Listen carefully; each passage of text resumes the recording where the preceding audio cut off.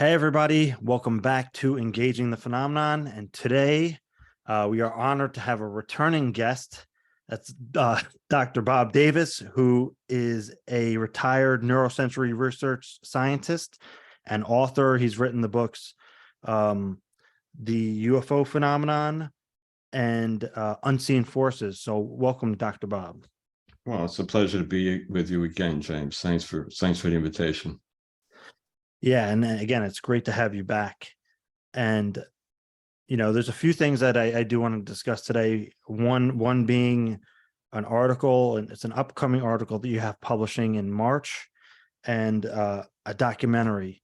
So the article that's going to be published in March is, from what I understand, is called "The Phenomenology of a Spiritual Awakening and Its Trigger Events: A Preliminary Review." Is that correct? Yes, subject And to modification. Yes, it's still in the right. editorial phase. Yeah, Okay. And where is that going to be published? a Journal of Scientific Exploration. Okay. Yeah. So people can be on the lookout for that. And yeah, the article I thought was really incredible. And for people watching and listening, the idea of spiritual awakening, and especially here we have the phenomenology and trigger events. So, people who have had contact events will no doubt be familiar with the aspect of what we can call a spiritual awakening. And for people watching and listening, I don't want them to conflate, so I'm trying to be specific here. um to say that a UFO encounter can trigger a spiritual awakening, that some people may conflate that as saying that the UFOs themselves are spiritual, which they may or may not be, right? And I think what we're trying to say here, or at least what I'm trying to point to, is that anything could be spiritual per se, but it's not that the UFO, the object, or the occupants, which are or are not spiritual. It's your personal experience and transformation that is the what we're talking about with the spiritual aspect. But let me give you some space that on that, Dr. Bob, and let's talk about that. Well, So James, you're exactly right. Depends how you define spiritual, and to me, it's just simply a truth seeker. So you see something you can't explain in the sky, or up front and close and personal in your bedroom in the form of a gray, which I've heard too many stories of, and everything in between. Whatever it is, it's a profound incident of reality, and can be very mild or extreme in nature. So it makes person more spiritual. Why? How can they not question what happened to them? They're in a sense, a spiritual emergency. Call it that. They're seeking for answers, for lack of a better term. We don't have the language to define much of what we're talking about, for one thing. But we see that people have these kinds of events, whether it's related to a UAP, and certainly not all the time, but I've interacted with many people who interacted with UAPs of varying kinds in varying ways, and they come with personal and philosophical beliefs and behaviors and attitudes that are changed. Call that whatever you want, a peak experience, a transformative experience, whatever you want. It lacks attention by the medical community and psychological community, and the proper resources that people need who have these kind of experiences, which of course reveal as the reality is far more complex than they could ever imagine. And the next day, week, month, it's certainly going to feel very different in terms of their behavior and emotions as a result. And who do they turn to? What just happened to me? Why me? I was on board a ship, or I had a near-death experience, an out-of-body experience, a Kundalini awakening, a spiritually transformative event. And I wrote a paper, never thinking I would, as a research scientist for many decades at State University of New York. I never imagined I'd have some experiences that led me down this path. where I researched it as I normally researched any hypothesis to prove or disprove in a laboratory setting using the scientific method, but which doesn't apply here. And that's the intense frustration, James. But so the best I could do is look at these various trigger events, from psychedelic drugs again to you name it, meditation, yoga, there's a whole spectrum. And the intent here is to wake up those that need to address the issue from a research standpoint, and to manage people most effectively, if at all possible, from a clinical perspective, not to treat them as if they have a psychosis, which may be in a certain percentage of cases. But the point is, we don't have a clear clinical criteria, methodological formulation yet adopted by the DSM psychological community to deal with these spiritual events. If you have an out-of-body experience or near-death experience, who do you turn to? And I just Dave Beatty and I, who are doing the documentary, called The Consciousness Connection. Consciousnessfilm.info is the website. We just interviewed Eben Alexander at his home in Charlottesville, Virginia, and he talks about his near-death experience.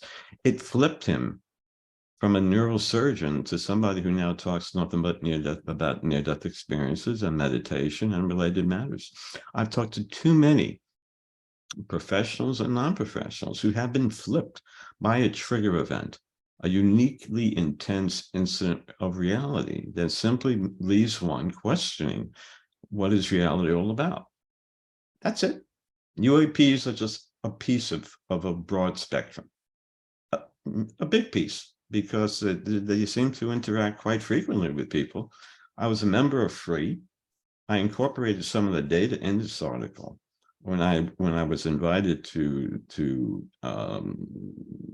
publish the article, which I did with Dr. Russ Galpone.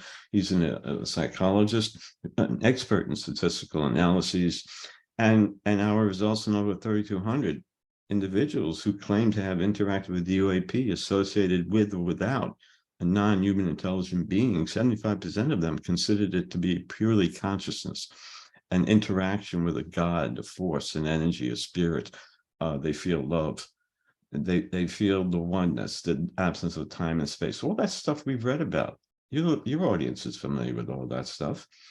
But to see their qualitative responses and quantitative in the form of an extensive survey, which needs to be replicated. I'm well aware of limitations in survey studies, but nevertheless, the Journal of Scientific Exploration, a well-established peer-reviewed journal, strong editors. We had to resubmit after incorporating reliability measures and other factors. It was accepted, and that's the point. People are critical of it, but the large message is about 25% of the 3,200 people do say that they were on board a craft, interacted with the being, had sex, saw their hybrid babies, all the stuff we hear, but to a much lesser extent than the more broad expanse of what people describe as a noetic experience. That infinite sense of truth or reality, that what this paper in a sense is all about, trying to tie together these various trigger events and some of the limited research, some phenomenological. We need more in UAP studies. Try to tie them together to look at the similarities. For instance, there's a study that's done from Johns Hopkins University where there are some researchers looking at just this. Entity encounters are primarily initiated by the other entity, of course, and they're benevolent, loving. They have telepathic abilities. We know that, but here it's appearing. The point is, it's appearing in peer-reviewed journals, in Journal of Neurology, Journal of Psychology, by well-established academicians. These are conscious, intelligent, benevolent individuals. There are malicious, distrustful entities, some people say, but to much less percent of the time. Just like there's negative UAP experiences, negative NDEs, you name it, negative paranormal experiences. But to a much lesser extent of the time. The point is we're just scratching the surface. And while we need to gain knowledge about the physical kinematic aspects, and I applaud all those organizations that are on board now doing research in that arena. I can't say enough about them. I called for that, the need to do this kind of more multidisciplinary or public and private study of the UAPs, and I discussed that in my first book, and I see that coming to pass, and that's such a breath of fresh air, and this paper is tied in with the documentary. The results we see from the free study, and I'm not a member of it anymore, I had it published and left, is what John Mack used to say. Yeah, he met with Rick Strassman, and they compare their notes between people who ingest DMT and experiences that John Mack, the Harvard researcher, of course, who studied over 350 individuals who interacted with the phenomenon, UAP phenomenon, who he believed were sincere in nature and believed that they actually did, at least in their mind. Which leads me to another thought, which I'll get to. But I throw a lot of UAP stuff in here and the associated transpersonal outcomes that are associated with it. And what is coming, what is happening, and the best as I can see, is that once you start questioning reality, there's some degree of ego dissolution involved. There's a perceptual shift, and some scientists are trying to study that. From a psychological standpoint, from a neurologic standpoint, a brain standpoint, consciousness standpoint, whatever you call it, subjective versus physical, to try to better understand these transformative experiences, because some people are saying they lose fear of death and they no longer have anxiety, they have better self-control, etc. Although initially it's an ontological shock, as John Mack would say, and one has to deal with that. So it's not easy, that process of spiritual emergency and the whole transformative experience over time. Some can't deal with it and can suffer negative consequences. So we need a better support system, and we certainly need more research by qualified scientists from all different disciplines. Yeah, and you mentioned Dr. John Mack, and of course he wrote the book Passport to the Cosmos, and I love that. He said, having one of these encounters is like a passport to the cosmos, because it opens you up to a much greater reality. It's not just about there's this physical craft and these entities. It goes way beyond that. It opens your mind, again, if we can use terminologies like spiritual awakening, to a much greater reality. Again, you're talking about entities that we're told in our society we're the top of the food chain, we're the greatest intelligence, and here we see entities that seem highly advanced, both spiritually or mentally and technologically, but also things like the ESP, psychic, telepathic messages, downloads, which things like that, when you experience them firsthand, it's very different than just reading about it in a book, right? It's different than like, oh, I'm going to read a book on remote viewing. When you have a direct experience of something like that, and that deep, that knowing firsthand, it creates the fundamental transformation in your awareness and consciousness, if I can say so. Yeah, continue, please. No, go ahead.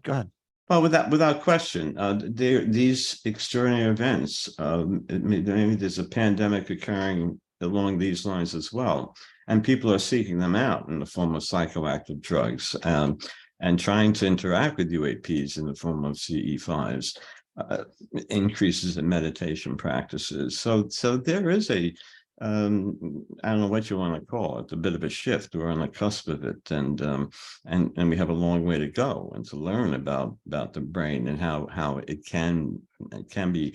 We can better understand how it functions when people have these awakenings where it helps them, where it improves them psychologically or reduces their anxiety, it may give us some insight into how the brain can be intelligently, positively, ethically manipulated via drug. I'm not talking advanced AIs here. I'm talking if you understand maybe, for instance, meditators, studies done by in Tibetan meditators, monks. They found that they had larger prefrontal cortexes than the control group and smaller amygdalas, significantly so. And the amygdala center, you'd want a smaller one because that mediates fear and anxiety, whereas the prefrontal is more higher cognitive function, reasoning. So meditation, we see, has a more very pronounced effect on perspectives and health and emotion regulation in many ways. So people are looking at these, let's call them STEs, spiritual transformative experiences, maybe now more than ever. And while the UAP falls under that arena, we see confirmation of the free study results by studies done by MUFON, Kathy Martin, a friend of mine who worked on free with me. She saw similar results to ours as part of the experiencer research team conducted by MUFON just recently, or a year or two ago. My friend who I mentioned earlier, Russ Calpone, is doing a study of the Phoenix Lights right now with Dr. Lynn Katai. I put him in touch with her. And they're seeing this. Those that respond to a survey of seeing the Phoenix Lights, and that again is varies in descriptions from several miles in diameter, sits over Sky Harbor in Phoenix for a period of time, which apparently it did. Lynn Katai saw it, and it drove her to doing a documentary, just like it drove me to doing and co-producing a documentary with Dave Beatty on consciousness, because that's what we're talking about, I think, here. Call it spiritual, call it oneness, call it I call it information exchange. Transcendence of information, to me, represents the broad discipline of definitions of consciousness. It can come in the form of propofol via an IV, from wakefulness to an out-of-body experience or remote viewing. You mentioned ESP earlier. You see, when I had a shared-death experience, which led me to write my second book, Life After Death, Analysis of the Evidence. And then I had a Kundalini awakening, which led me to write my latest book, The Unseen Forces, the Integration of Science, Reality, and You, which in turn motivated me to develop a documentary, which I'm now doing with Dreamtime Entertainment and Emmy Award-winning Dave Beatty. Point is, I was a hardcore left brain scientist, and after these experiences have been modified in some ways, enough to the point where I'm talking to you instead of going out and playing golf on this beautiful day down in Southwest Florida, especially when a hurricane is not approaching. I've flipped. I've talked to Jeffrey Kripal, noted philosopher, historian at Rice University. And he wrote a book on over 40 so-called scientists who do just that. Hardcore scientific method, and something extraordinary happens to them and have a spiritual transformative experience. And it comes in many different ways. So the point is, now they're seeing in studies at Johns Hopkins, when you administer DMT to atheists, you now see a large percent of them believing in a supreme being. Okay. Yeah. I don't know how many people are aware of this. You're starting to see, and people are looking at psychedelics, not only in terms of, hey, Billy, what are you doing? Let's do some mushrooms today. Gotta be careful. But there are ayahuasca farms, so ayahuasca retreats. So, we considered visiting one. Tanner Connor runs one down in Brazil. He invited Dave and I down there. But we have enough to deal with up here. But you mentioned ESP, it's real. it's subtle but real. Dean Radin is in our documentary, and doing a documentary by having these various experiences, from a shared death experience to accumulating experience to now interacting and learning from other scientists, is such a pleasure for me. I've made so many friends. I just met Eben Alexander, and at the same time we interviewed Joe McMonagle, the psychic spy, who worked for every acronym from the CIA down, up and down, for many years during the Project Stargate. And the stories he told me were remarkable. And I said to him in closing, I spent an hour with him in a room prior to our interviewing on a formal basis. I said to him, if you don't mind me saying, Joe, my discussion with you on your experiences remote viewing is like a cognitive orgasm.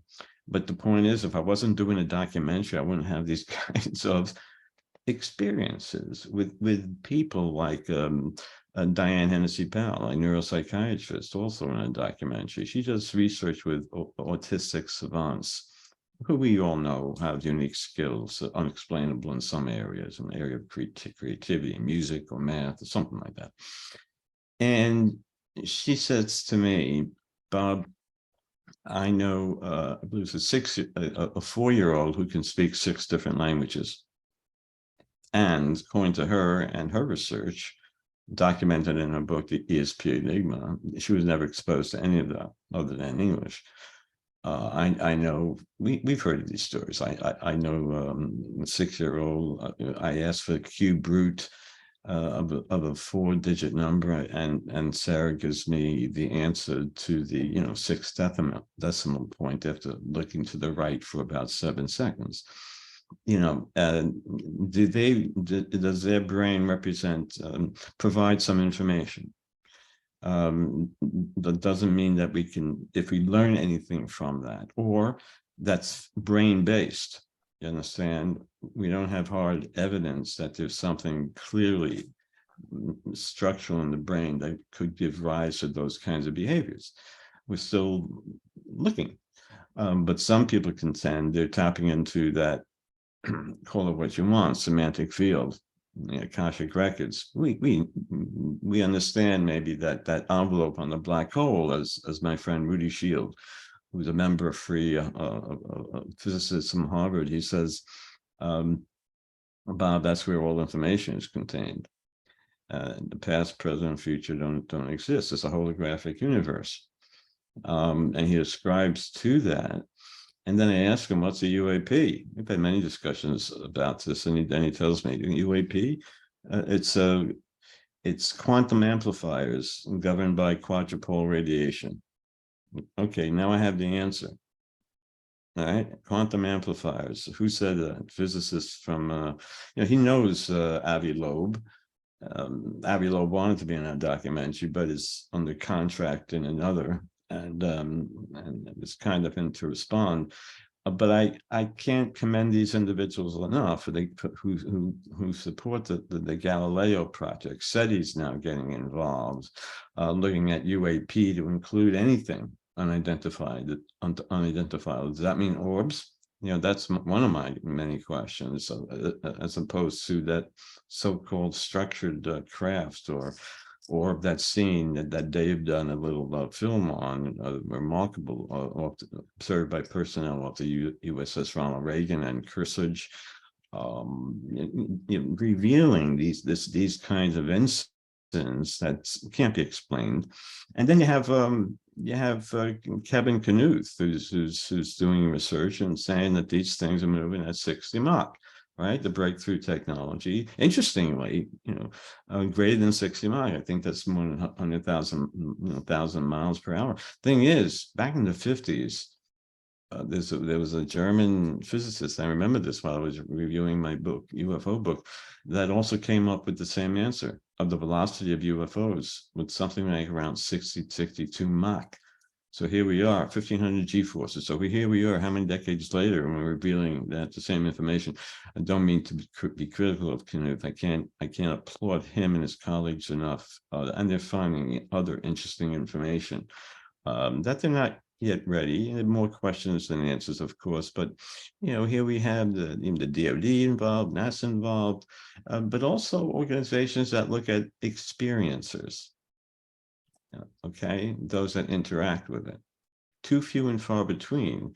But I just spoke with, instance, you talked about John Mack. I just spoke with Karen Austin. She worked with John Mack for years before and after his death. She lived with him, and John Mack's wife, and she wants to just now restore the John Mack Institute, so to begin doing research on the experience of phenomena, going beyond free, trying to document the phenomenon using standardized batteries of tests that rule out this psychosis.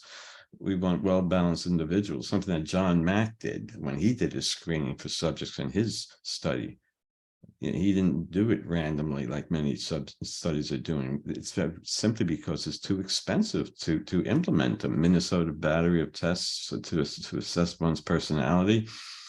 Prior to this, and these trigger events occur spontaneously, largely. How do you can't measure it? You can't do a pre and post analysis, except for DMT, and that's why a lot of researchers are moving in that area, trying to use DMT, you see, as maybe a model for spiritual transformative experiences that can simulate the kinds of brain-based or not effects that occur during this profound incident of reality, which people have on psychedelics, and we know there's many positive aspects to it from a therapeutic standpoint thus far, and we need to learn more.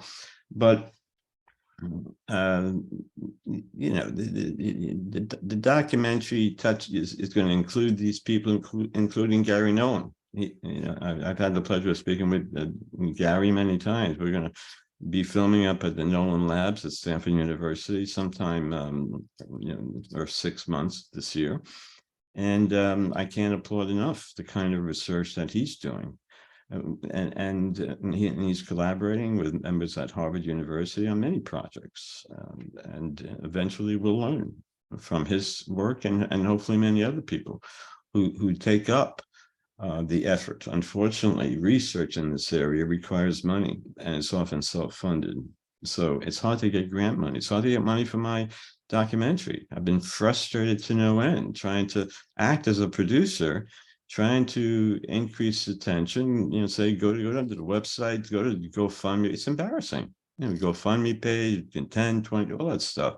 It's, at some level it's embarrassing, but at another level, it's an important cause for many people who have the money. They have a 6 months notice and they don't know what to do with their money. I'm looking for that one person, or the investor, with $20,000 who buys into this stuff and willing to come on board. That's ideally what you look for in the film business. And one day I'm doing research in a laboratory setting, and the next day I'm I'm talking about this. So help. Yeah. So, and I encourage people to support the film. If people wanted to support the documentary, The Consciousness Connection, how or where can they do that? Well, they can visit our website at consciousnessfilm.info, and it contains the objectives, themes of the film. And they scroll down a little bit, you'll run into the people who are agreed to participate, and that needs to be updated. And there's a GoFundMe page there if people are willing to support it. And thank you beforehand if you do. It's very kind of you. And if not, drop me a note, and it's just be sweet to hear positive reinforcement, as I've heard from many people.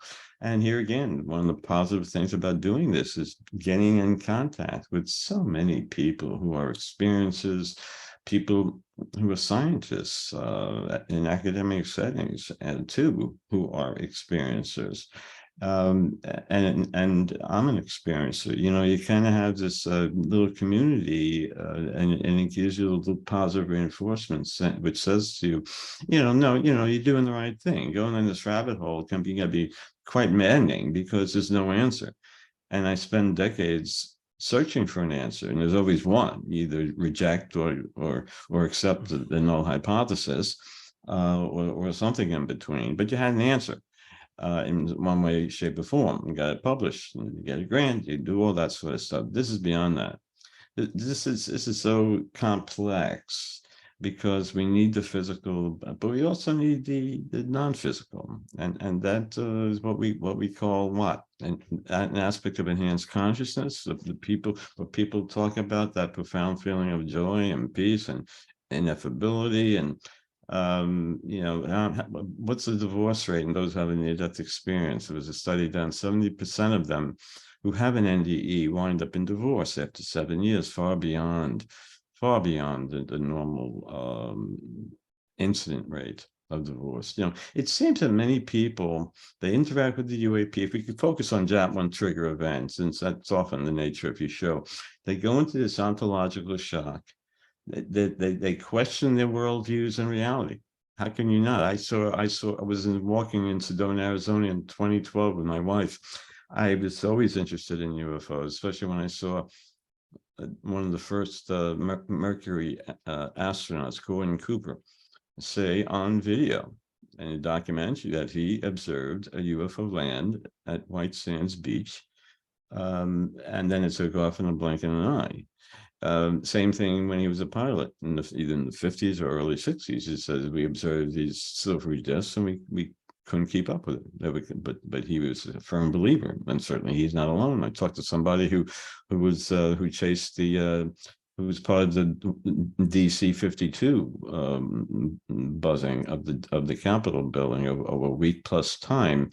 One of the pilots, in his mid-90s, he can hardly hear. I met him at a conference. It was a wonderful conversation, as short in order as it was, but he was giving me detail about these things.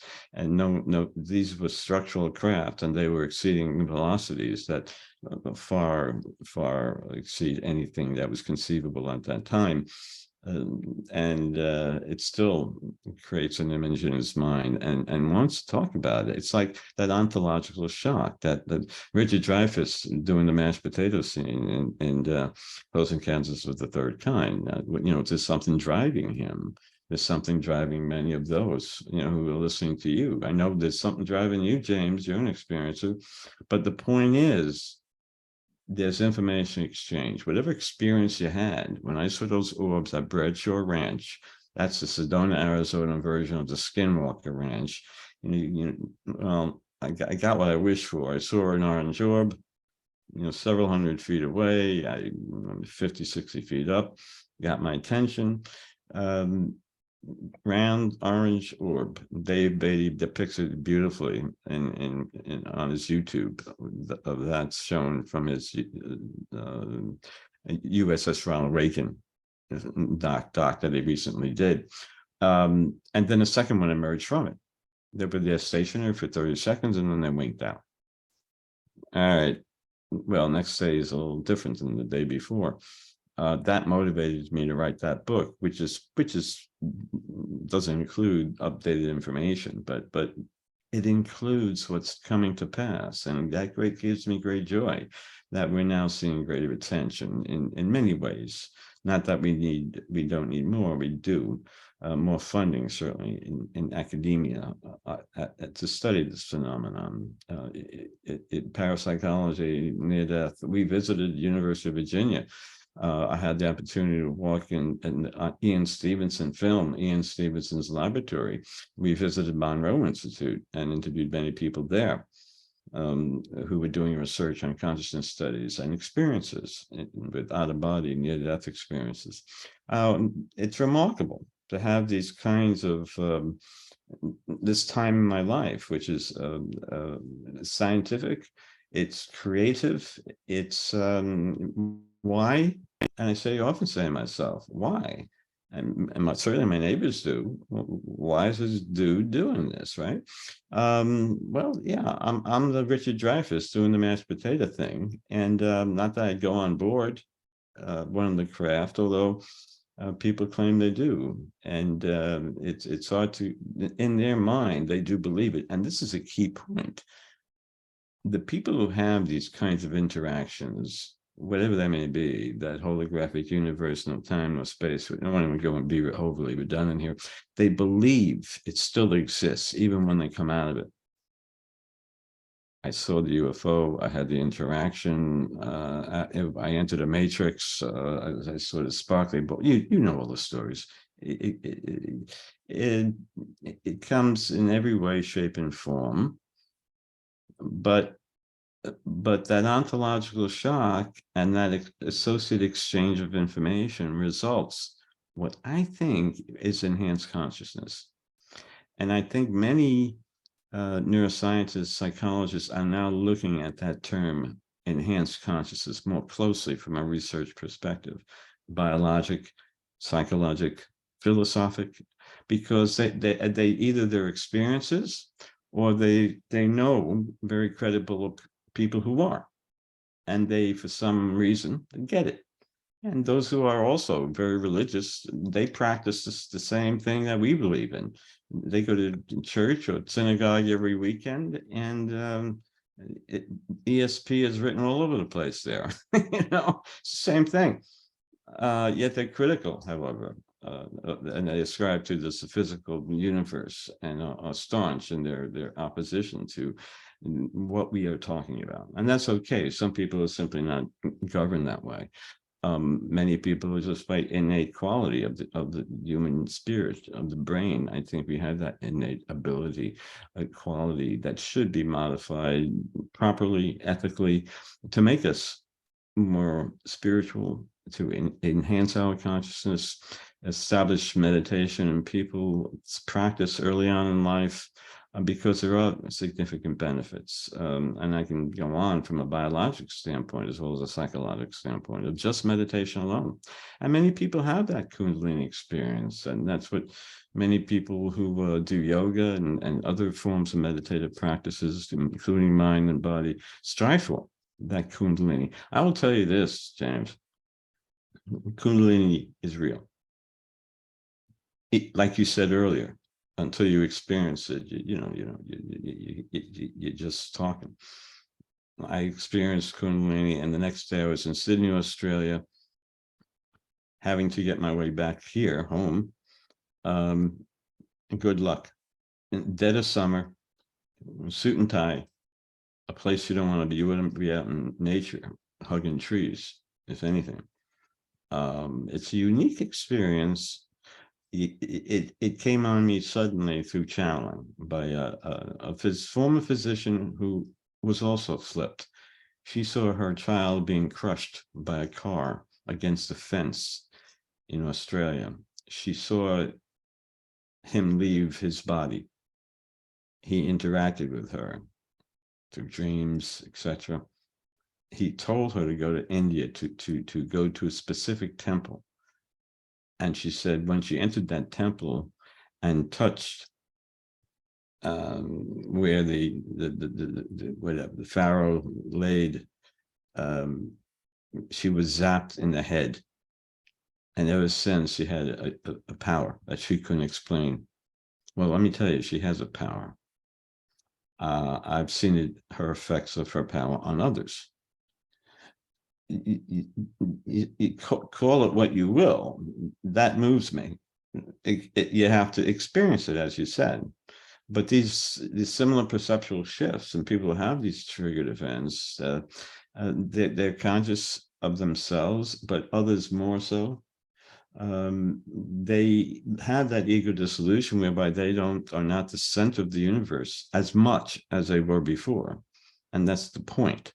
If you can make everybody have a little less ego, I think we all understand that maybe we wouldn't have war and hate and evil in our society as much as we do. It's easy to say, but I think ego dissolution is behind that, and not unique to me.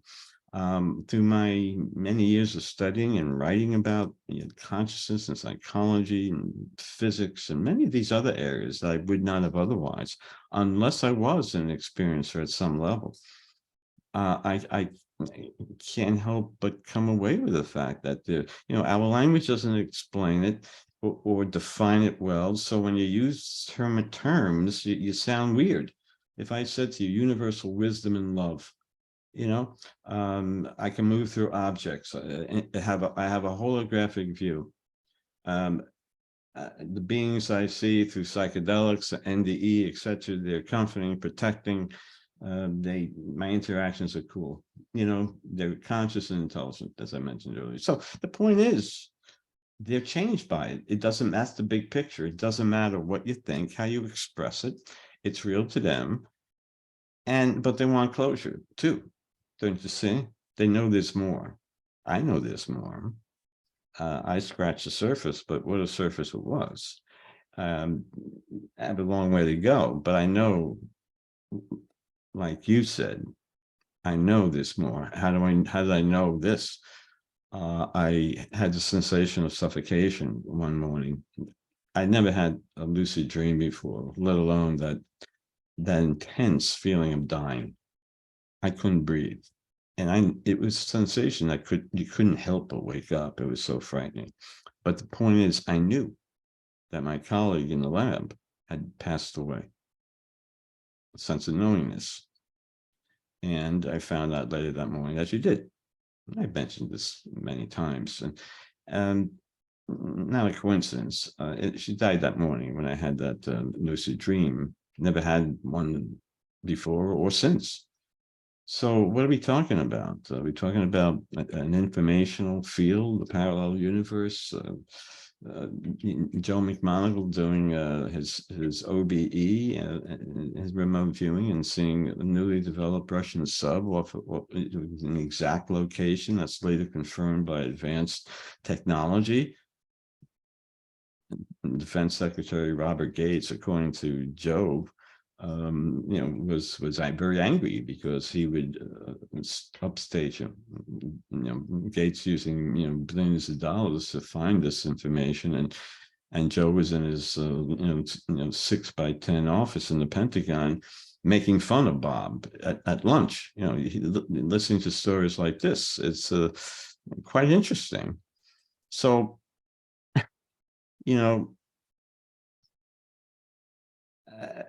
where do you go? What is a UAP? Valet Hynek, it's interdimensional. Sagan, what did Sagan say? Alien abduction is improbable, but communication is possible with ET. I mentioned, I think, what Rudy Shields said earlier, they're quantum amplifiers that use dipole radiation, and good luck with that. Kaku, said Planck energy. Or I heard an interview, Mikhail Kaku, noted physicist, on many shows on documentaries from City University of New York. He even speculated that it could be consciousness being somehow transported here from elsewhere. Like Avi Loeb saying, Oumuamua, in a sense, was like a UAP sent by aliens. That in part led to development of Project Galileo. Good for him. And some people, scientists, physicists, they're saying just that, consciousness or AI from another part of the universe.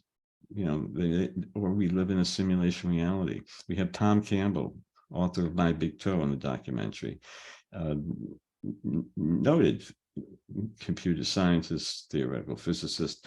He wrote a trilogy called My Big Toe, and he ascribes to the simulation reality hypothesis. He, along with Bob Monroe, did the initial research on out-of-body experiences at Monroe Institute.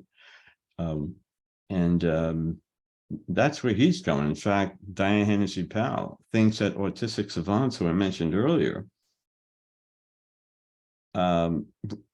provide an example of a simulation reality. Her line of thinking is that how else could they get this information? How can a 4-year-old speak 6 different languages?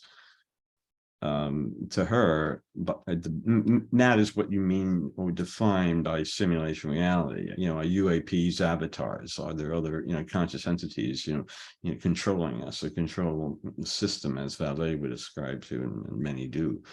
Or some think they're demons, a higher power energy being. And that's what's interesting. That concept of higher power energy beings, I hear it many times from people who interact with the UAP. Let's say, what does that mean, a UAP? That alone is an enigma, but something, we can't identify, but that's an enormous range of possibilities that people experience. But getting back to the Phoenix lights, and I apologize for going all over the place. The most common interaction that people would say is that they interact with energy beings, supreme beings. They see the grays, but to a much less frequent extent. That was associated with the Phoenix lights. In our study, we of course saw the small grays, tall grays, obviously, and again, energy beings. By energy beings, we're talking glowing orbs. For lack of a better term, we're trying to describe it to the person what an energy being may be. So there's a lack in translation in language here. We need more phenomenological research, of course, not only in terms of how it may affect a person directly, but by third parties, people they are married to. Let's get confirmation from others in their life. That's extensive research, and it's not easy to do. And I encourage many to do that. But there's a research or PhD dissertation right there, or just a good research exercise. Compare from a phenomenological standpoint the impact these one or more of these experiences have on the person in all domains of life, but also interview a significant other or two of theirs and look for consistency. And that's why we need anthropologists, literally linguists, people from all disciplines looking at this phenomena from a subjective essence. What did it mean to me? What message or meaning do I come away with when I interact with whatever the phenomenon was, whether it's a ghost who black eyes staring at me when I wake up in the morning, that's 4 feet in height. What are we talking about here? I'm more spiritual. I have less interest in organized religion.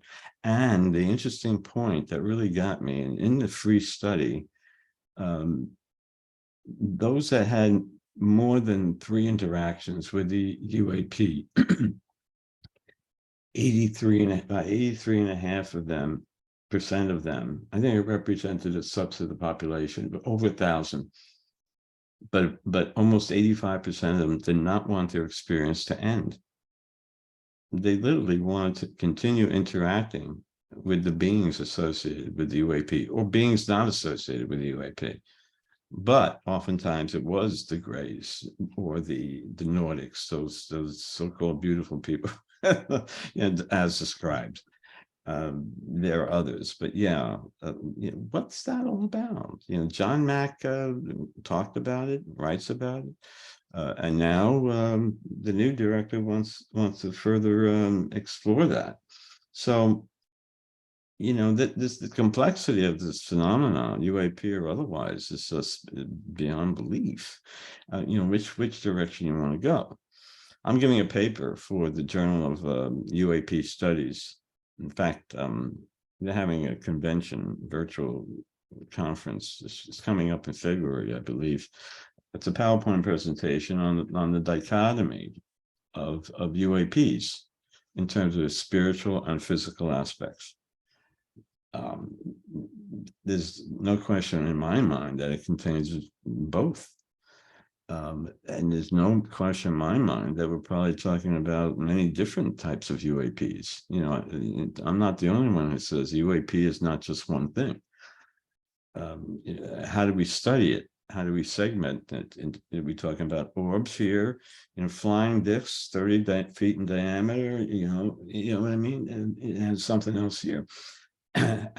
What does an interaction or experience really mean? Physical, define it. Non-physical, define that using terms that are relatively easy to understand. Duplicate the free studies, the MUFON study done by John Mack, Kenneth Ring, and a few others. I don't advocate for hypnotic regression to try to retrieve memories of possible abductions. I know a lot of people seek that. It may work in some cases. It may. I'm not denouncing it. All I know is the mind is very tricky, and false memories can be believed. And Bud Hopkins and the other, I forget the other person's name. They were good in what they did, but they came to their own conclusion. They thought the phenomenon was largely negative. And they used hypnotic regression in ways that were, from what I understand, manipulative in some ways. So there's some good and bad in their research. There's some good and bad in our research, of course, including free. We need further research in that area. I can't begin to explain the need of research, and it's touching that we're seeing some progress now. Yeah, in regards to progress, the 2023 NDAA was signed into law, and people will know that within that there were 33 pages dedicated to UAP and collecting data and studying it. And I think that's an important part to make, a note to make here, is that we're talking heavily right now about transformative experiences, phenomenology, spiritual transformation, which are many times subjective, but and with what's going on with the UAP studies, within the DoD and the Pentagon, they're looking at physical effects, and they have them on record where people have come into proximity of UAPs, UFOs, and there are physical effects from that can be measured. Yeah. So we're talking about something that is physically real. You're exactly right. You're exactly right. The Defense Intelligence Agency released over 1,500 documents these were government commissioned scientific reports and letters to the Pentagon about the UFO program, and this is information that they compiled. I forget the time period, but it was very long in nature, from going back to 1800s or something like the 1990s, where they acknowledged abductions, about 150 cases they reported in their electromagnetic effects on vehicle, perceived time loss, electrical shock, all of that stuff, even sexual encounters. But then you go to the DoD threat scenario, and that was the ATIP sub-focus area. And if you read that, it acknowledges that they use cognitive human interface, and they use that terminology. When I was reading that, I questioned, what does that mean? They throw Ingo Swann and remote viewers at it. They study ESP. Who is it that said to understand the phenomenon, you have to understand how ESP works? Grant Cameron, among many others, said that. People at the Pentagon who study it claims to say just that too. Seems to be a component, apparently, and I'm seeing that in the people I talk to, and I see it in the data in our study. They discuss these anomalies. They were well aware of it. And you come out with these revelations from the government. We shouldn't be all that surprised, but we still are, at least that they're acknowledging it. And there's a long way to go. And of course, they're not going to create a spiritual transformative experience, or more specific, a spiritual emergency, by saying, guess what, everybody, here's all the data we have. These things are real. They know it's real. That's not an argument anymore. Well, what do you think they're going to do with that? Drop it in the lap on the 6 o'clock news? We know they're not.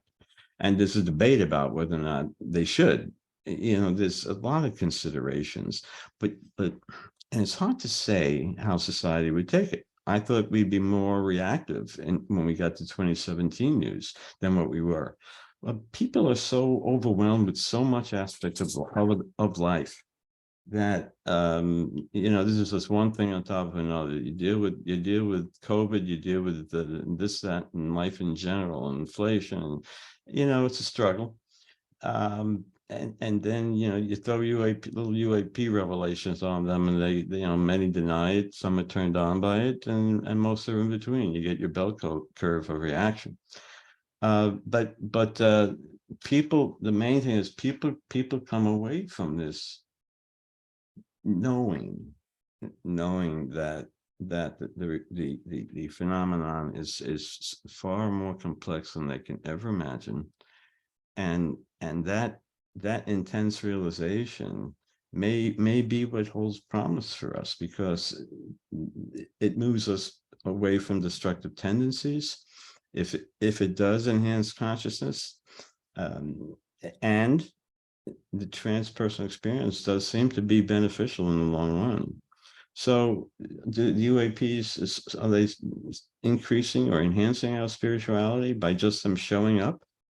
And guess what? We're around. Is it a coexisting life form? One can even make the case that in some cases that plasma, if the fourth state of matter, which exists in our universe, it comprises the vast majority of dark matter. Let me get to the point. May have intelligence, and many or a certain percentage of the UAPs are plasma based, and we've heard this before, of course. But interactive luminous plasma, and I wrote a little piece on this too. I call it interactive luminous plasma, primarily based on the observations of two astrophysicists, Harvey Rutledge. He observed and studied these lights in the Northeast Missouri in the 70s and 80s. And he came away with the conclusion that these things incorporate heightened awareness, synchronicities, paranormal sounds and lights, absurd coincidences, and their behavior couldn't be understood. And he was a strict physicist. But it brought him to the non-physical level. Well, that's Missouri, I forget the year, early 80s, late 70s, over a period of time. And then you come up with a what's his name, that has down lights, and I forget his name, but Massimo Teodoranti. He too, through the scientific method at the lights, the plasmoids, whatever you want to call it, and they almost always had a trigger reaction. You almost always triggered a reaction from them. They start to pulsate or change in pulsation every time a beam was shown on them. He came away with the same conclusions. This is decades after, in a separate part of the world, as Harvey Rutledge did, Teodoranti and Rutledge. These things are intelligent. That's Now, a worldwide phenomenon, because you have that in those areas, but also what's that place in Norway? Hesdalen. Yeah, Hesdalen. Yeah. And a few friends of mine went down to South America, to Colombia, and they did a series called Phenomenology, and they have season 2 coming out. Vinny from Disclosure Team and Dan Zetterstrom, they're doing a series, and they have the same thing in South America, where there's these seemingly intelligent light phenomenon that are interactive. Oh, really? Yeah. I didn't realize that. But you see, it spurred my motivation to learn more, read more about plasma. And David Baum even addressed it. He reported that he did some studies with plasma. What he did was he took electrons and he put it in plasma, and he said that the electrons, it started to behave as if they were part of a what do you call it, a larger interconnected whole. you start to get into this, quantum entanglement kind of thing, which give the impression that it was alive, at least to him, and that it had the traits of living things. Now, David Bohm is saying that, the explicate implicate order, is in a sense what he's getting at. So it's a four-stated matter, which is primarily composed of the plasma base. It's poorly understood, of course. And Russia's doing a lot of studies with plasma. They come to the same conclusion. Could it be, is this a coexisting life form that's atmospheric like all life forms? We just don't understand their language when they try to interact with us. How is it when we interact with any other life forms? They can't make sense of us, well, unless we reinforce them one way or another, or we certainly can't easily make sense of them. Maybe it's the same way with the plasma. I'm speculating, of course. I have no answer. Anybody that does think to have an answer to this is egoic in my mind. But you can't help but speculate. So entertain me. I appreciate the opportunity to do that now. But whatever my 2 cents may be worth, I got off the topic, but we're seeing that there's an intelligence out there, plasma or otherwise, probably many different things, many different space times. I can start talking about the holographic concept of reality and other associated theories. I'm not a physicist, so you're not hearing it from an expert. But I know many people in the field who are quite interesting, and have discussed this and want to be in the documentary that can address that at some level. What is this all about? There is this other intelligence. UAPs are part of it. They make us themselves visible, but Mac is right. I can't help back at 1999. The experiences know that what they have gone through doesn't fit in their prevailing mechanistic worldview. That alone, knowing that something happened to me, is real. I can't deny it. I know it like the back of my hand. And even when it goes away, I know that the beings were there, or that, again, altered reality were there. I know it. And that aspect of seeing that altered or unseen world is the shock that brings one down a path that needs to be integrated. Usually takes time, but again, it needs proper support. And that is hard sometimes for some. And everybody has predispositions. We interpret things differently. There's many layers to our personality and perspectives and beliefs that are modified by these experiences and are so complex in nature. So, there are many psychologists, however, who are experiencers and who do deal with experiences, but you have to find one who gets it, just like you're talking about, and they're hard to find. Yeah, and actually, I was part of a really coherent and a big CE5 group, if we can call it that, in upstate New York, and the two women who hosted it were both practicing psychologists. And here they were hosting these incredible CE5 events for many years in upstate New York, and there'd be it started out, there were just like 3 or 4 of us, and then within a year or so we had 20 to 30 people joining us every time. And again, they were or are trained psychologists, but something I wanted to get to, and you mentioned a few times here as an important theme, is that, like, where's the it's not like these experiences are one-offs, right? It's actually pretty prevalent within our society, both modern, and if you want to go back and to consider what people call religious experience, right? These are things that have been observed and experienced throughout all of human history. And like you said, there's many effects, the post effects of, whether it be a near-death experience or a close encounter with a UFO or UAP, non-human intelligence and entities. And somebody um, who I believe we're both familiar with has been, involved with an effort in trying to have support for these kind of experiences to better understand it. And that's one of my friends, Daniel Ingram, and he has the ERPC, the EPRC, sorry, Emergent Phenomenon Research Consortium.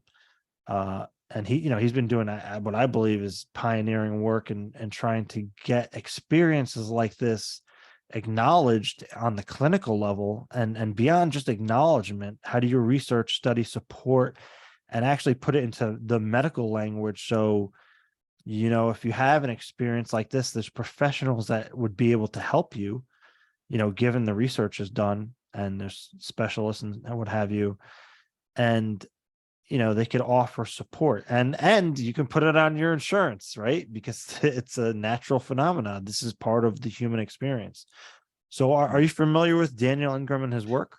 Yes, Daniel and I had a wonderful conversation, and I hear during this is again another wonderful aspect of the documentary. It brought me to him, again seeking people out, consider the possibility of being involved to participate in our documentary, The Consciousness Connection. And we had a wonderful conversation about what his organization is doing, and what I find most intriguing is that these organizations are so few and far between. They also promote meditation, OBEs, Hemisync, as Monroe Institute does, as his organization does. Les Velez with Opus, I forget the OPUS, what that stands for.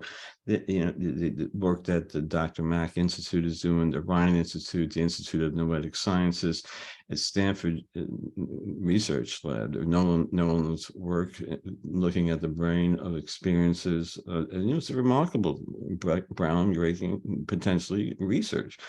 But these mystical experience, religious awakenings, look, you mentioned incidents of it. The NDE alone, I believe it occurs in about 200,000 people in the United States per year, millions worldwide per year. And I can't remember the point of the exact percent, but it's something like 30-40% of Americans say they have had a spiritual experience or a religious awakening. What that means is it's an open bag, of course, but it could be anything, but it's meaningful, what they take away from it. And you can't be critical of people who come away positively after they pray for Jesus Christ or pray every day 2-3 times. Many people denounce them, and they shouldn't. I talk to them, and I purposely, just to get a sense of their spirituality. It's just directed in there. Mine isn't. But my spirituality, truth seeking, is a little bit more scientific, organized, or related. That doesn't fit my upbringing and belief systems for a variety of reasons. So I read about the quantum hologram theory, right? The underlying principles of explaining this peak experience. At the quantum level, everything is interconnected. Atoms, cells, plants, animals. It's a network of information. Do we go in that direction? Are we talking about this shifting consciousness from one dimension of the hologram to another? There are aspects to this experience that are ineffable and can't be translated via a language. You can't talk about it. I've read hundreds of accounts of people responding to the question, what was it like when you experienced consciousness expansion? And then you try to define it as if you're entering a matrix, that was non-earthly. The statement was something like that directs them. It's, again, the limitation of a survey. But you get, however, when a lot of people respond and you get similarities of the responses, it adds to the validity. And what most come away with and say is just that the quantum hologram theory. It's past, present, future don't exist. It's all about love. Things we've heard. And this is just one dimension of many, things we've heard, and people are trying to explain that. Either it's Evan Alexander in a documentary talking about meeting the sister that he never knew he had during his NDE, telling his parents her name and other information about the family he never heard about. And the parents, after his NDE, when given that information by Evan, could not believe it, according to Evan. They could Yeah. not figure it out. How could he have not gotten that message other than interacting with her? Information exchange, consciousness, let's call it, for lack of a better term. I don't know. To me, that's a form of consciousness, just like atomic particles interacting with each other in a meaningful way. That's a form of consciousness at that Yeah. level. So it's discipline specific, how we interpret it. We got to get beyond that. We got to get beyond, I mean, I think we are beyond the UAP enigma, it's great what's going on, but it's also frustrating Well, because, yeah.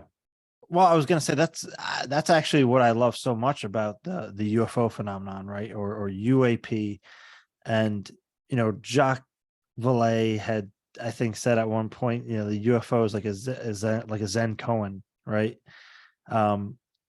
But the the UFO phenomenon is often a catalyst for transformation.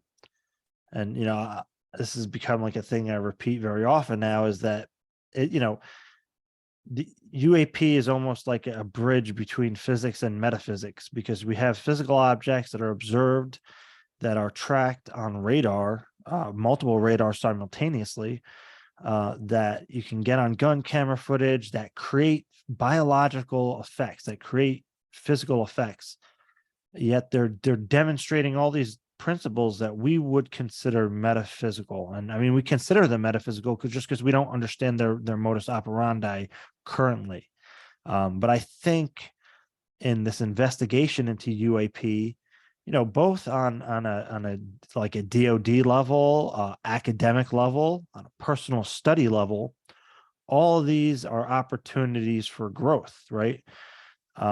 So that's why I see the UFO phenomenon as being so important, because it's such a has the potential to kind of have the component of physics and objective physical reality, but it reaches far beyond that. And again, I think if you look at the ATIP slide 9, like we discussed, right? Mm-hmm. Cognitive human interface. It's talking about all the things that are in that slide are amazing. They're incredible. It's like, what? How is that even possible? But it's right there in a ATIP slide, which is part of a DoD briefing. So and with that, they have to investigate how this is occurring, right? I kind of have a side question here, specifically regarding the UFO phenomenon, because what do you think the effect would be if, say, there was a disclosure, right? Say there's a UFO disclosure, and they say, you know what, UFOs are real, and they have been here on Earth, and we have some of the technology, and they've been interacting with us, and we have definitive proof. Like, what do you think the effect of mass, collective consciousness would be on that, right? Yeah, I can't imagine. I don't have the kind of mind that can speculate well about those kinds of things. Yeah. You're going to have a full spectrum of reaction. It's the manic and the depressed are going to become more manic and depressed and paranoid. It depends on their pre-existing personality. Those that are open to open to this and paranormal in general, they're going to be turned on and have parties. Yeah. What's the general reaction? The bell curve, however, and here you have your outlier groups, among others, I'm sure. What's the general reaction? I'm sure more than one question, but that's where maybe Congress is as a mediator, who knows how effective they are between military knowledge and what is revealed to the public. Again, they're in the dark. I don't, probably not receiving 100% of information. Yeah. And that goes down to, who's controlling what information here. Right. And let's face it, it's unacknowledged access program that's still continuing. Yeah. And that's the frustrating part. So that's why I kind of stay away as best I can from history, the geopolitical aspects of it. Of course, I read some of it. Of course, I do. But Yeah. where more of my world is about the phenomenon. It's a smorgasbord of the phenomenon. But you're darn right. It has a little of everything. Yeah. And ESP, out of body, all of that. yeah. Yeah. Well, and I think it's, actually something that you wrote about in your article. I would say you can extrapolate a little bit and say, because in the article you discuss how, you know, once you have one of these type of experiences, whether it be near death experience, out of body experience, psychedelic experience, a UFO encounter, what have you, initially that experience could be somewhat disturbing in a sense, or unsettling. It could be disruptive to your life, right? Your way of thinking, but initially, but generally speaking, overall, the individual, and I would extrapolate and say on a collective level, uh, usually grows positively in having that experience. And I believe we have an opportunity with the UFO phenomenon, if there was a disclosure, confirmation, in whatever way it happens, whether it's some kind of announcement that we have, crash retrievals, or if the phenomenon, which at any point in time could just reveal itself to the world, matter of fact, like, okay, we're here, and I can tell you I've had experiences with this, and I know that many others have, of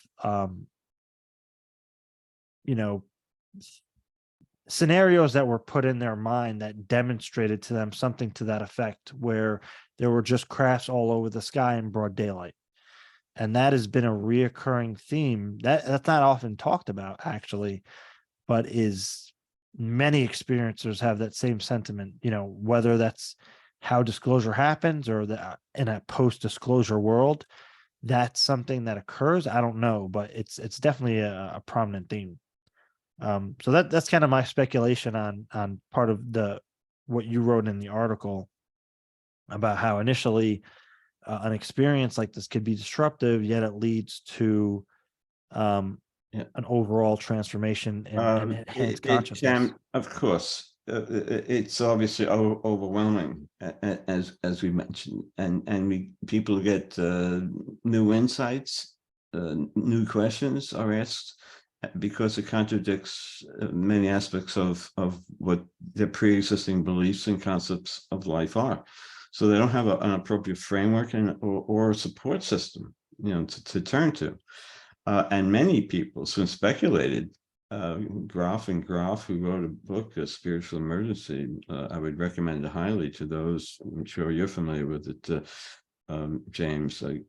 Graf wrote a book, Spiritual Emergency, and they thought that many turn to spirituality, not organized religion as per se. Many do, but something, whatever spirituality may be, to them different, as a buffer against this kind of stress that's being caused by that emergency.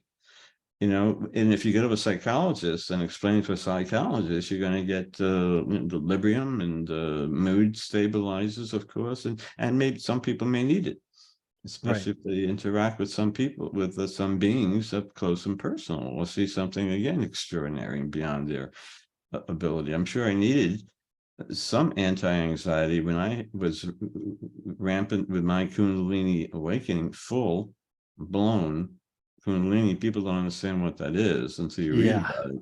You got to be careful reading about it. There's some garbage out there, a lot of Yeah. garbage out there, but there's some good work. And I've spoken to many academicians, Wollencott, Dr. Yvonne Casson, Spiritual Awakenings Institute, among other organizations. These are people who've had near-death experiences, out-of-body experiences. They're starting to do research in this arena, and you start talking to very well-balanced individuals who you can't deny them. I mean, you can't deny their experience or their belief in the experience and the associated revelation that it had, and the healing and the transformation that they go through. But they feel, right, over time to be much better, more adequate, more adjusted than not. Again, the key word or phrase here is over time and the proper Right. support system. And that depends on a wide variety of factors with any issue that's large in scope, and how the government, it depends on what the government or whomever would reveal. Right. What do they say about the crash saucer? Is it Bob Lazar is right? They come on with a picture of a 4-foot guy with big eyes and say, guess what? This is real. I don't think they're going to do it that way. It's going to be like more Close Encounters of the Third Kind, spoon feed it subtly. However that's done, probably integrated in society in some ways. I don't know. That's beyond my ability to contemplate, but it is an issue, and it has to be addressed, because certainly some people can't deal with it. And that's why we need to make society in general, especially the mental community, if I may say, more aware of this. Certainly in Eastern science as opposed to Western science is very different in this regard in terms of how they view it and how they treat these things. You tell somebody in India, for instance, who practices Buddhism or Hinduism, I may be getting confused, and excuse me if I am, that I interacted with the Supreme Being during my NDE, or I had an out-of-body experience, and I had this mystical life experience, deceased relatives and God, etc. I'd be worshipped or looked up to, revered, or something like that. You mentioned that here to you recently graduated, psychologist, psychiatrist. Again, you get a prescription. So it's very different how the whole notion is reflected, and maybe we have the capacity, and we're biologically predisposed to have these kinds of experiences. They had them in the past. I think they try to capture it in the Bible. It was triggered in different ways, but it was triggered, and they try to capture it. Maybe that's spirituality, maybe that's religiosity. Neuroscientists, who I know, they're trying to find an area of the brain that governs religiosity. Good luck. A God neuron. I can go on and on about some of the theories. Newberger's doing it at the University of Pennsylvania. But no, if I repeat the term God, God, God, God in your brain, and this area lights up, that doesn't mean God exists, or that's the religiosity. That means that's where the term is coded for. The point is, we got to be very careful in interpreting people's experiences. But we should be aware of the research in DMT studies, which may serve as a good neural model of work in this arena, because you can't simply study it. You can do a pre-post with DMT. You can talk to them before and after, study their brain before and after, measure EEG before and after. And before you mentioned Engram, he advocates meditation a lot, and we see a greater oscillation within the brain in experienced meditators, among the other issues I mentioned earlier, and other numerous benefits on a physiologic, emotional level. But we're seeing the correlation. You see here, the correlation between brain and positive transpersonal outcomes, and that has a lot of people interested. If I may speak for Gary Nolan, who again is going to be on a documentary, and he's trying to get at the essence of the experience, to see if it is a caudate part of the putamen in the brain. That's a highly complex, intuitive area. seem to interact with most, if not all, other areas in the brain. He sees heightened white connectivity in this region. Doesn't have any firm conclusions, but this phenomenon is something that he would advocate is it leaves breadcrumbs. It sends you a message, and he said that it leaves breadcrumbs. We're not capable of or allowed to know, although some people say they do at some level. Who do you believe? The age-old question. Are we seeing true reality or not? What is true reality? Sensory system based or not? And that's what I did research on, sensory systems, primarily the brain and sensory functioning, and how external events can interfere with the brain and sensory system functioning. You see, so now I'm looking at stimuli in the form of UFOs or external events, torsion wave energy or spin force that may actually integrate with certain aspects of brain function that's quantum in nature and be collected by the brain. And thus we may actually integrate with the universe in this strange way, or spin force, this biophotonic like activity, torsion force, everything spins, atoms, planets, we know that. So, you hold the brain up, reminds me, imagine the brain is, a person's looking at you and you're looking at the brain. It's like this, the bone away. Now tilt the brain up like that. It looks funny, right? But you see that little brain stem. It looks like a torus. It looks like a torus. Torsion energy. As something that might collect energy. It's like when people have a Kundalini experience, OBE, that chakra to hear. I don't want to get into that because I'm not an expert, but I'm an experiencer at that level. I felt that unbelievable energy going through my body, my body not being controlled by my mind or consciousness, that sense of duality, knowingness, that I'm not my body, knowingness. Now, as a scientist or trained one, whether I was good or bad is another person's this ultimate decision. That was perplexing to me. I impeded that greatly because here I'm being presented with external information that made no sense. It wouldn't make sense to anyone. But as a scientist, when I have a question, I'm running to the resources by NIH and science.com and all the PubMeds and all that. I'm trying to collect the facts and figures that science, medicine, etc. is currently aware of. That's what I like to do, and integrate that, as I'm trying to do in the documentary on consciousness, as best as possible. Not that we have an answer on consciousness, because we don't. We're presenting different viewpoints from leading experts in the area, as I mentioned earlier. Consciousnessfilm.info again is the website to our documentary, and there you can learn more about it. So the point is, present this in an objective way and try to make sense of it, however, in an objective way, which is almost impossible to do as an experiencer, because it does facilitate these after effects. It does facilitate some degree of bias. That's why Dave, he's really not an experiencer. He's had some unusual experiences, synchronicities, quite incredible. I'll share a synchronicity with you just for the heck of it. About a few months ago, my wife was taking a cruise and entering the port of Costa Rica with her friends. And she sent me the video of it. There's the island of Costa Rica. Very nice.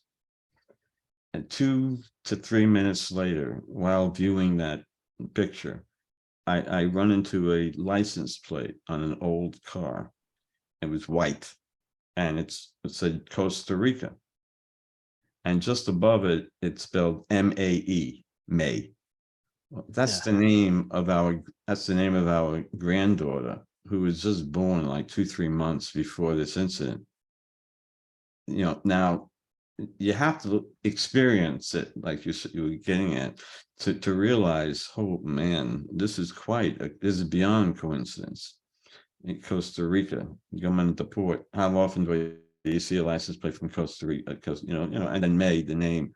Come on, could be coincidental, yeah, and you could win a lottery. I get it; these things do happen, but I've heard of coincidences that I'm sorry, it's so convincing.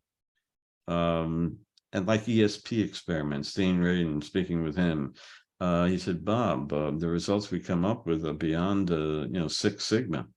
And that means the chances of the effect seen, which he says suggests ESP, whatever it might be. I don't want to get into it, but information transfer on a non-visible level. An intention largely based, but it's subtle effects, statistically observed. You're not going to read another person's mind 100% of the time. It doesn't work that way, but I've seen the data. The only way to know it, if ESP is real, is to study the data. And Dean Radin is right. Statistically, now a lot of people can't be swayed by statistical evidence. I can, because that was the world I lived in. 6 sigma, that means what? How many million to one that result could have happened? If I bake chocolate with good intention, with love, it's actually viewed to taste better than if I prepare the same food but with hate and whatever. Is there something to it? I just spoke recently with Dr. Bill Bengstrom. He was the chair of the Journal of Scientific Exploration, but years back, and has done many things. He says he heals mice, tumors in mice. He's shared with me videos. Now look him up on YouTube. Bill Bengston, Bengston. Considered to have him in a documentary that's up in Long Island. He and Roger Nolan of the Peer Lab, the Princeton Anomalous Engineering Anomalous Research Group, where they did all that, collected all that data using Random number generators. random generators. Yeah, and he worked with them. So, but he sent me pictures where he just, Bob, I don't know how I do it. I just put my intention on it, and in 24 hours, the tumor's gone. I have it medically certified. I have this company now in the Netherlands that's doing studies based on that. Then he says it goes beyond that. These rodents never develop cancer ever again. Their immune system actually improves to where it was better than it was before. You can't explain it. So I talked to Dean Radin. Dean Radin is working with Bill Bengston. They're corresponding, they're working, collaborating on this kind of research. And I encourage you to look at an interview with both of them. And I forget what show it was on. Maybe you're familiar with it, James, where they talked to us about that. Dean, and I spoke to Dean about that, and Dean said, yeah, I believe it. Now, if that doesn't mean Dean is right, that's because he's Dean Radin. I have great respect for him, tremendous respect. And but he too, I bet, would say, doesn't mean I'm 100% right. But it's certainly strongly suggestive. Like when I went up to the University of Virginia, where they did research on reincarnation, Ian Stevenson, and went to his library. It's a remarkable experience. There I saw a journal, bound journals, a journal of physical, I can't pronounce it right, physical research, but ESP-based, consciousness-based research that was going on in the 1890s. And it was unbelievable to the time it stopped. And Ian Stevenson, who did research with reincarnation, even had the swords on the wall. And those swords that were on the wall had a unique little story for those who may be interested in Ian Stevenson. You know what I'm going to say. He said that those swords that were provided the entrance and the exit wound as represented by moles or birthmarks on these 5, 6, 7-year-olds as they described their death. It was strongly suggestive of the fact that they lived prior to now. How else, anyway, so that's a long shot, and he never said this conclusive proof, despite other unique similarities and retrieving of information that these young children supposedly should not be aware of their previous lives. So his papers were there, his books were, it was a remarkable experience, but we did not have the opportunity to speak. Well, we spoke with one person there, Bruce Grayson. We're going to talk with him at the conference in September in Arlington, Virginia, the International Association for Near-Death Studies, and Dr. Jeffrey Long. Him too will be in our documentary. He's the co-founder of the Near-Death Experiencer Research Foundation. If anybody wants to understand what NDEs are about, I strongly encourage you. For the academics, read articles by Grayson and Pam Lamell, among others, of course. You get the academic perspective, but if you really want to know what it's all about, go to the Near-Death Experiencer Research Foundation website and find the reports by those who've had an NDE where they describe their experiences. Remarkable, in the sense that there are numerous similarities among them.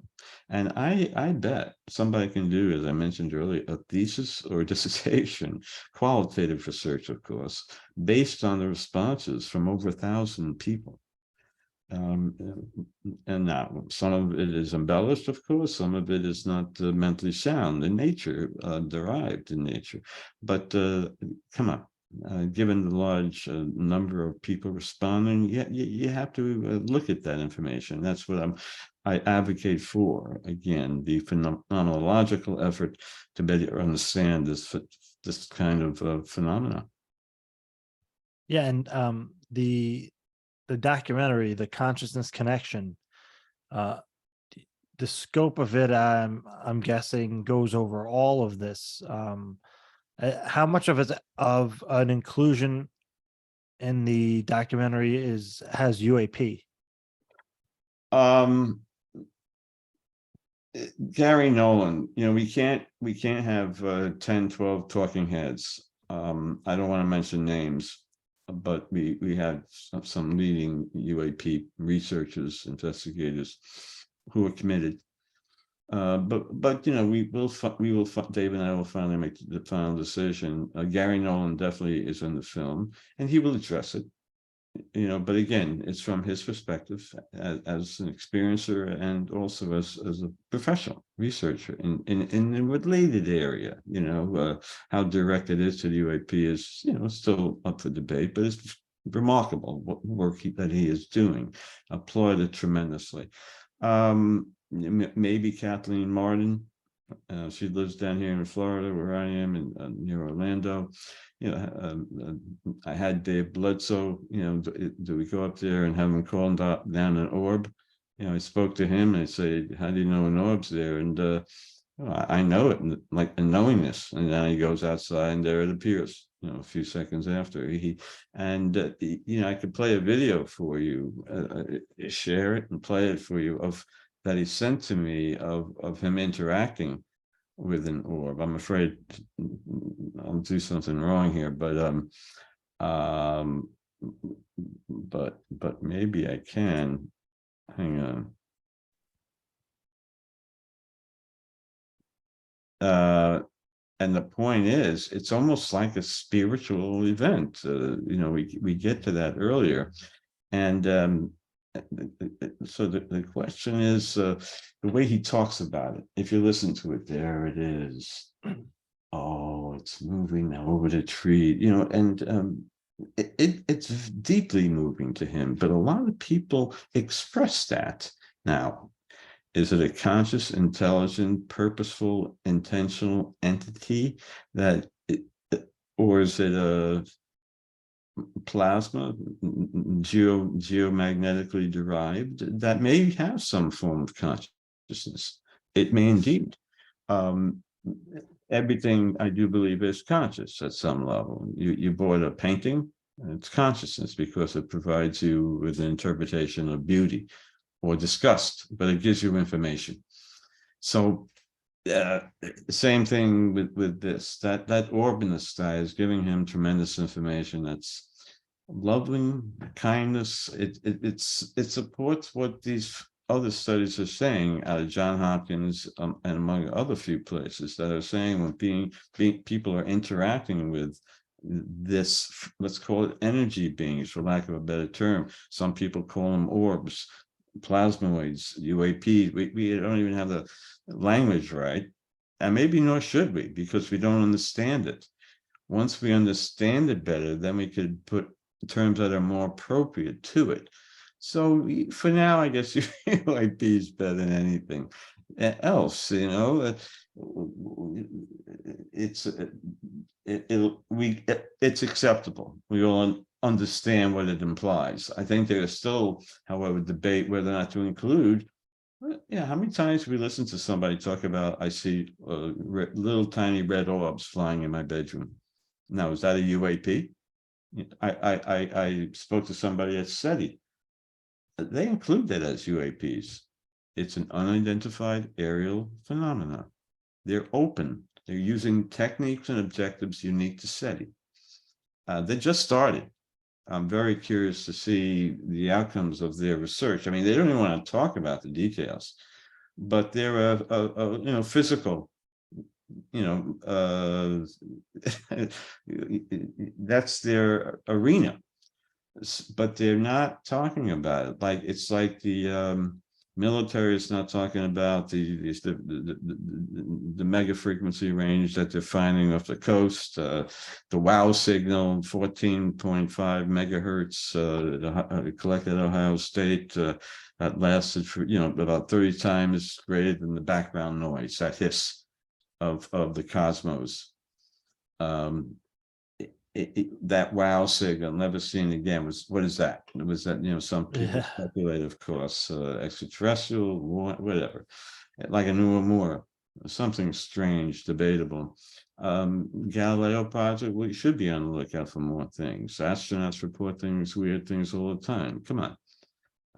What Gordon Cooper did. Again, we could go in and dissect the historical narratives of some of these discussions, but that's what turned me on to UFOs. I don't know, maybe I was just a curious kid, maybe that's what led me to science. But look, growing up in the 60s, James, you darn well know, you got people going to the moon. You want to stay home sick and watch them lift off. You don't want to go listen to Mrs. McGillicuddy talk about math.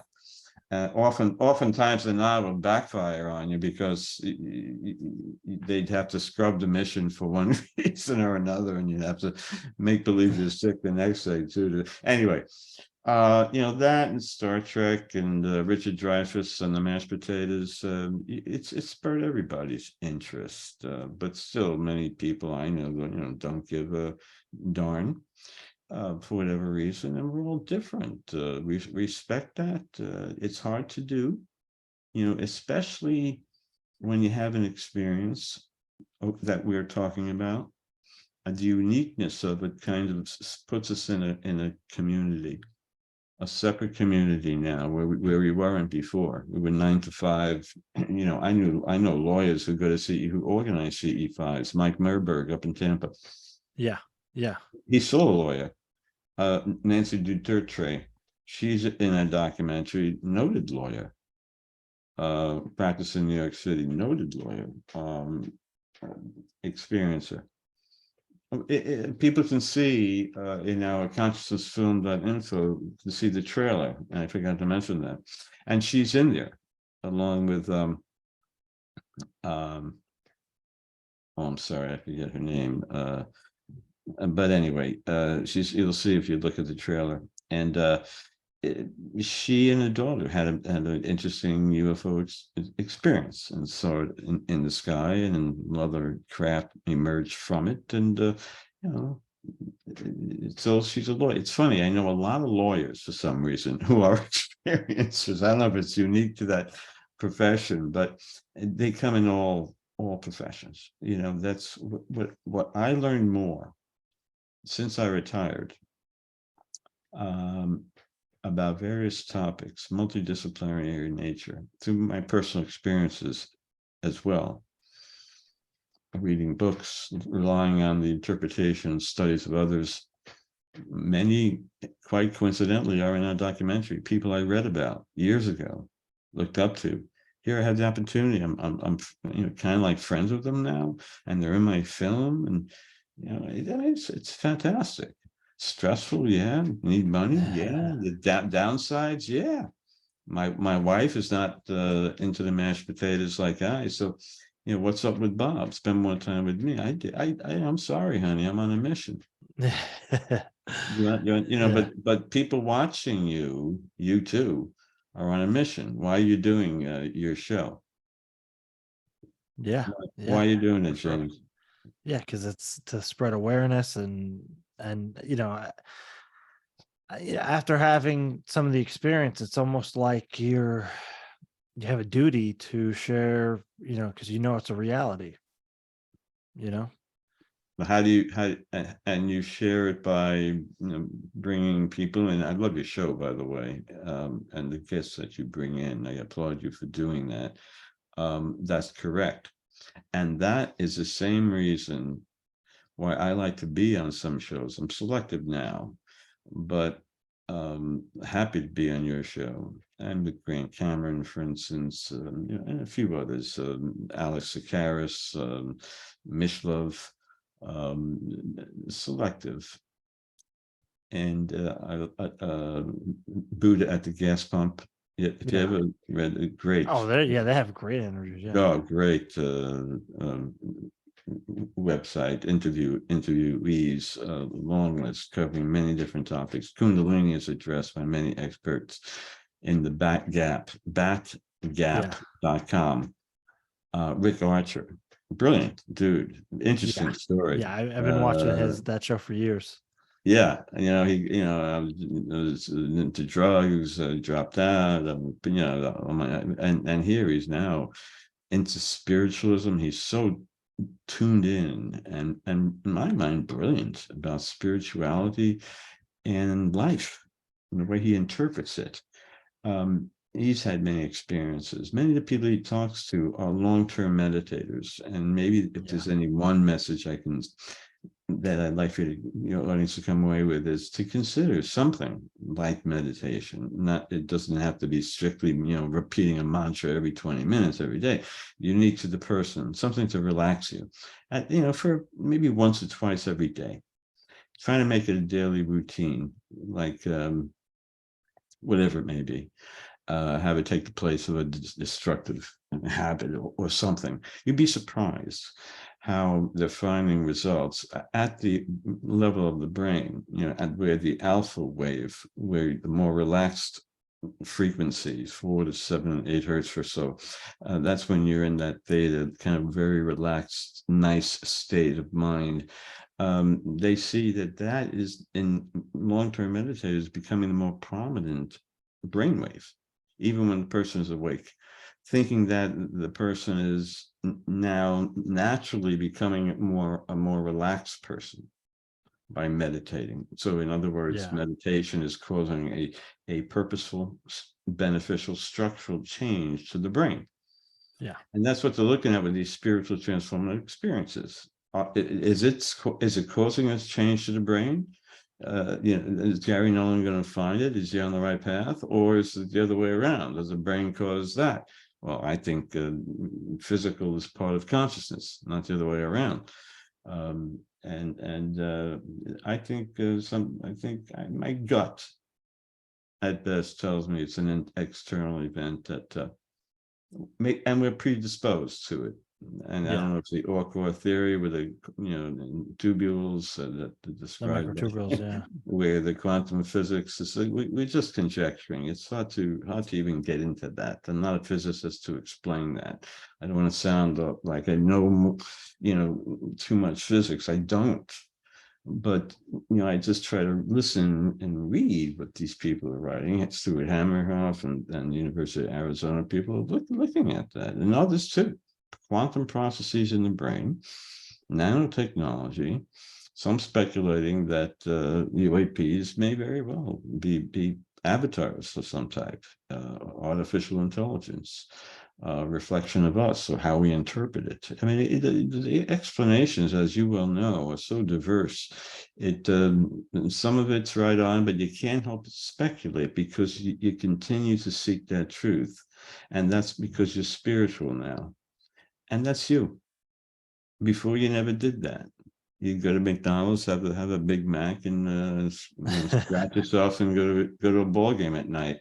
Well, now you're talking to Bob Davis and a lot of other strange people who are discussing things like this. A lot of academics are obviously engaged in this, but they're out in the open. I just had a talk with Wollencott. I forget her first name. She may be in the documentary at the University of I forget.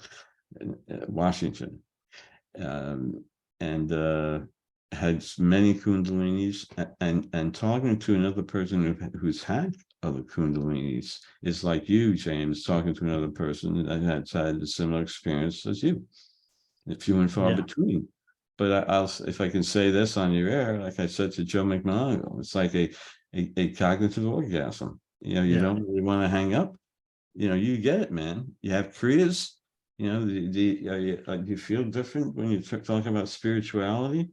Is there something about when you read and discuss it with others that does something to you? What is that all about? Yeah. And we're getting to the end here, and I'm Yeah. going to include the trailer to the film in the description so everybody can see it. But do you have any parting words for the audience? Well, thank you for listening. Thank you, James, for allowing me to share my 2 cents. And I encourage people to take a look at the website, support us if you resonate with us, if you can. Times are tough, I get it. But subscribe at least if you wish, if you feel the need to. And we'll keep in touch. And feel free to email me. I'd be happy to talk with anyone about the film and anything. Keep an open mind. Be careful what you hear. Be selective. Not everything is true. It's hard to know what is true and what isn't. But you're not alone. And if you do want to talk to someone about your experience, please know that there are people who are credentialed, who are experiences that are sensitive to your particular issue. And you should seek them if you somehow, and maybe you can go to MUFON, who can supply you some names of people who are counselors or psychologists who deal with experiences. And I encourage you to seek the right person. I wish you all well, and James, thanks again. And Dave, Beatty, and I appreciate your support. Sure thing. And I'll be talking to you soon. So take care, everybody. Bye-bye.